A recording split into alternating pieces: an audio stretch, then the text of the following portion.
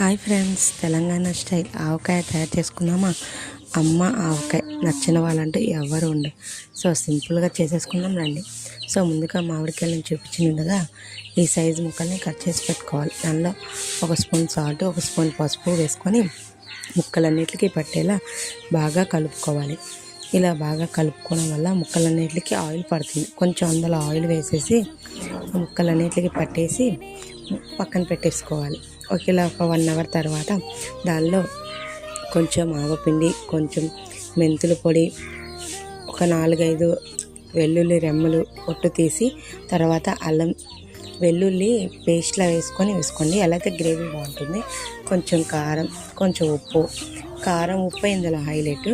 అవి కొంచెం ఎక్కువగా వేసుకొని బాగా కలుపుకొని ఒక డబ్బాలో వేసుకొని మూత పెట్టేసుకోవాలి.